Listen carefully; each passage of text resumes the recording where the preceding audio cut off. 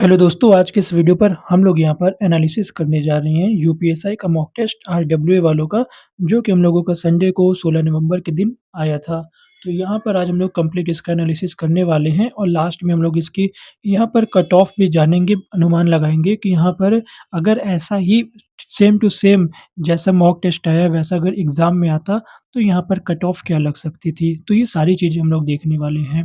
तो यहाँ पर देखो बात कर लेते हैं आज का जो आरडब्ल्यूए का 16 नवंबर का यूपीएसआई मॉक टेस्ट है, ये कैसा था?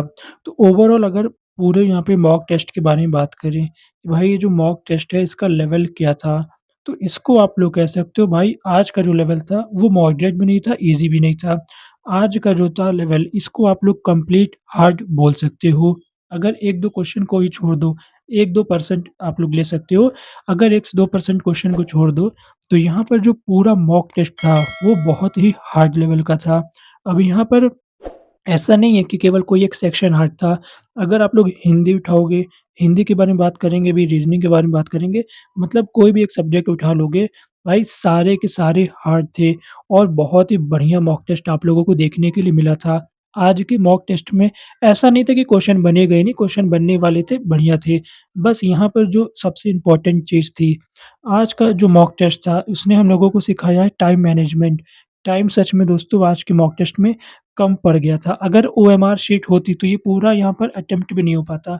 मैंने इसको सबमिट किया था, कुछ मिनट बाकी रह गए थे, बट मैं तो अपना यहाँ पे फ़ोन में दे रहा था। लेकिन अगर यहाँ पर ओएमआर शीट में इस तरह का होता, तो सारे क्वेश्चन करना यहाँ पर इम्पॉसिबल सा ही होता। मतलब समझ सकते हो जो पूरा लेवल था हार्ड था। जो भी चीज़ जहाँ जिस चैप्टर से आई है, वो ऐसा टाइप आया था, वो तो आप लोग या तो कभी देखे नहीं होंगे या तो थोड़ा अलग ही घुमा-फिरा के पूछी गई थी चीज़ें। जो बिल्कुल पूरा दिन पढ़ाई में डूबा रहता है, वो वही ऐसे यहाँ पे इस टाइप के जो कठिन-कठिन मैथ्स के सवाल आए थे, वो कर सकता है। तो ऐसा कुछ यहाँ पर पूरा मॉक टेस्ट का सीन था। अब यहाँ पर देखो बात कर लेते हैं हम लोग सबसे पहले हिंदी के बारे में कि हिंदी कैसी आई है और यहाँ पे इसका भी हम लोग अपना सेफ स्कोर जानेंगे कि हिंदी के लिए हम लोगों का आज के इस टेस्ट में क्या सेफ स्कोर होना चाहिए। तो यहाँ पर हम लोग बात करें हिंदी के बारे में, तो यहाँ पर अगर ओवरऑल बात किया जाए, तो हिंदी का जो लेवल था हम लोगों को वो हार्ड देखने के लिए मिला था। अगर 1 से 2 क्वेश्चन या 3 क्वेश्चन छोड़ दिया जाए, तो कंप्लीट जो आप लोगों को देखने के लिए मिला था, वो हार्ड आप लोग कह सकते हो। काफ़ी यहाँ पे बढ़िया-बढ़िया क्वेश्चन देखने के लिए मिले थे। कुछ ऐसे भी क्वेश्चन थे जो कि यार आप लोगों ने शायद पहली बार देखा होगा, मैंने भी पहली बार देखा था।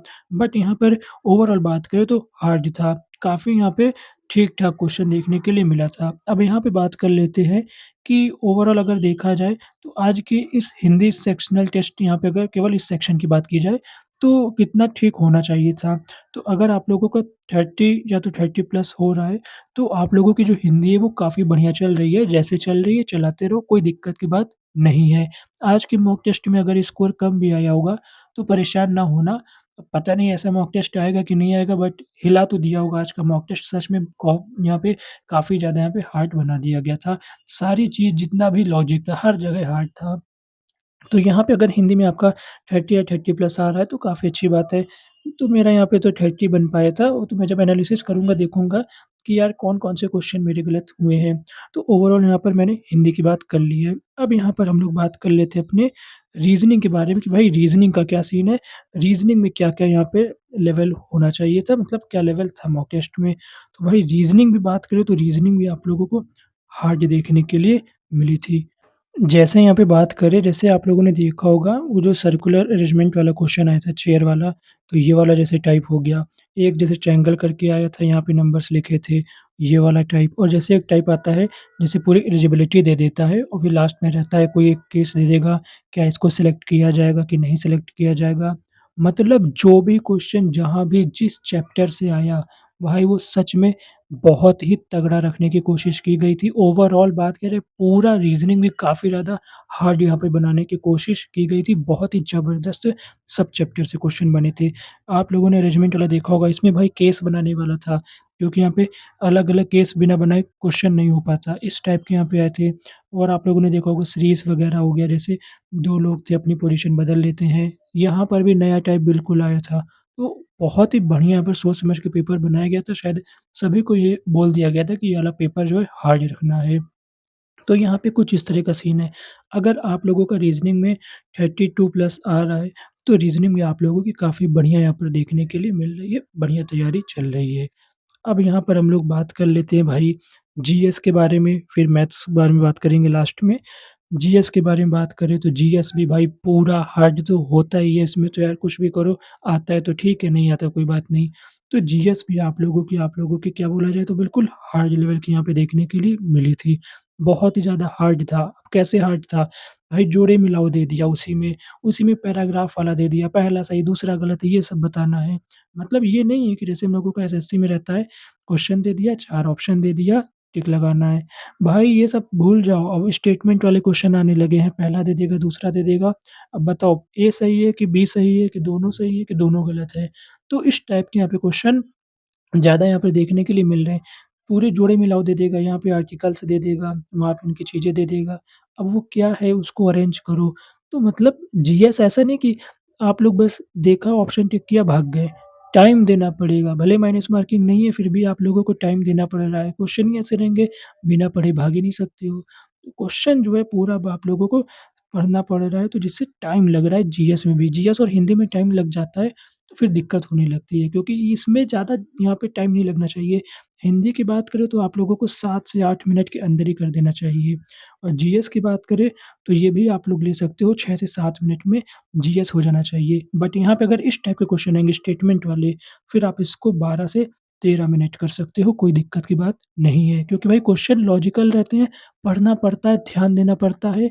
अगर एक भी हाँ या ना यहाँ पे कुछ लिखा है गलत हुआ तो आप लोगों का पूरा क्वेश्चन गलत हो जाता है। तो ओवरऑल बात करें तो यार यहाँ पे 25 प्लस अगर आपका जीएस में है तो जीएस बहुत ही शानदार चल रही है। मेरा तो केवल 23 बन पाया था, मुझे जितना याद है। तो जीएस में मुझे भी और ध्यान देना चाहिए। अब यहाँ पे हम लोग बात कर लेते हैं अपने मैथ्स के बारे में। भाई जब पूरा पेपर हार्ड बन रहा है, तो मैथ्स तो आप लोगों को छोड़ेगा नहीं और जब मैथ्स हार्ड बनता है, तो भाई पूरा मॉक टेस्ट का लेवल एक अलग ही लेवल चले जाता है। क्योंकि मैथ्स में आप लोग कैलकुलेशन डाल सकते हो, लॉजिक भी डाल सकते हो।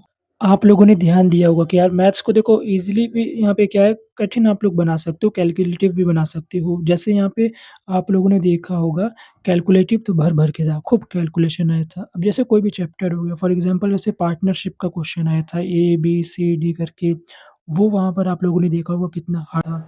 एक वहाँ पर 3 लोग ऐसे काम करते हैं वहाँ पे उनका जो पेमेंट जो वर्क एंड वेजेस वाला रहता है, उससे जो सैलरी वाला रहता है, भाई सैलरी वाले में अगर यहाँ पे सैलरी किसके हिसाब से बच रही है, वर्क के हिसाब से बच रही है।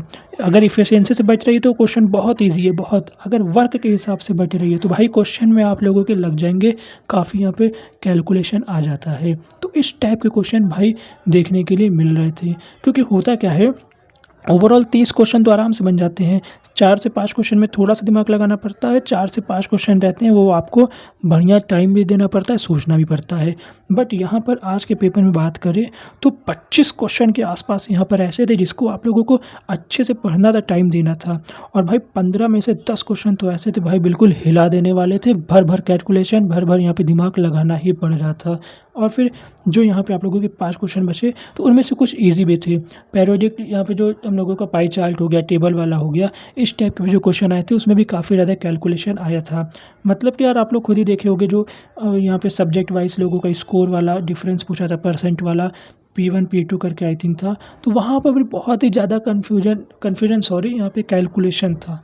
तो ओवरऑल बात करें आप लोगों का जो मैथ्स है वो भी बहुत हार्ड था।